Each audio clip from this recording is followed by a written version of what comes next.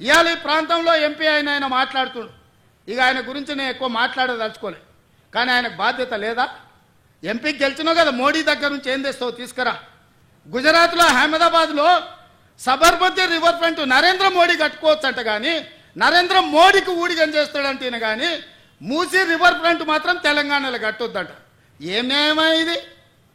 ఇక్కడ ఉన్న ప్రజలే కాదు, నువ్వు కూడా బతకనీకి వచ్చినోనివే.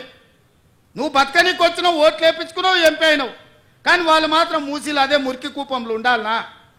వాళ్ళందరినీ చక్కదిద్దాల్సిన బాధ్యత నీకు లేదా? రా, ఈటల రాజేందర్ ఇద్దరం కలిసి మోడీ దగ్గరికి పోదాం, పోయి 25,000 కోట్లు తీసుకొద్దా, మూసీలు ఉన్న పేదోళ్ళకి పంచి పెడదాం, ఇల్లు కట్టిద్దాం, డబుల్ బెడ్రూమ్ ఇల్లు కాదు మంచి కాలనీలు కట్టిద్దాం వాళ్ళకు.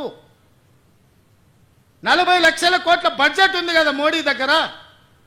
హైదరాబాద్ నగరానికి 25,000 కోట్లు ఇవ్వలేడా?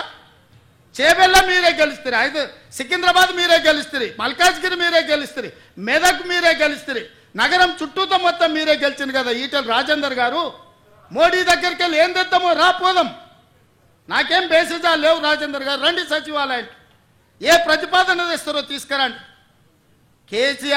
కేటీఆర్ హరీష్ రావు మొదటి రోజు మాట్లాడతారు, తెల్లారా జిరాక్స్ కాపీ తీసుకొని ఈటల రాజేందర్ మాట్లాడతారు. ఏందా ఈ భాగవతం ఏమనికి అర్థమైతే లేదా?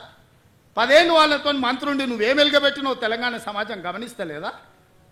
గౌరవం పెట్టుకోండి రాజేందర్ గారు, మీరు మిమ్మల్ని గౌరవించాలనే మేము అనుకుంటున్నాం, కానీ మీరు ఆ గౌరవం నిలబెట్టుకునే పరిస్థితి లేదు.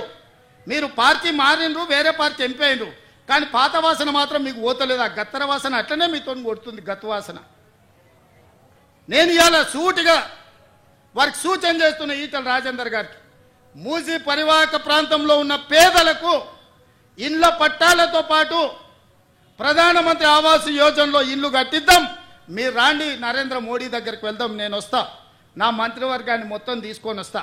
మాకేం బేసిజాలు లేవు నరేంద్ర మోడీ గారిని కలవడానికి. వారు ఈ దేశానికి ప్రధానమంత్రి. మనం లక్షల కోట్ల రూపాయల కేంద్రానికి పన్నులు కట్టినాం, 25,000 కోట్లు ఆయన దగ్గర తీసుకొద్దాం, మీరు రండి.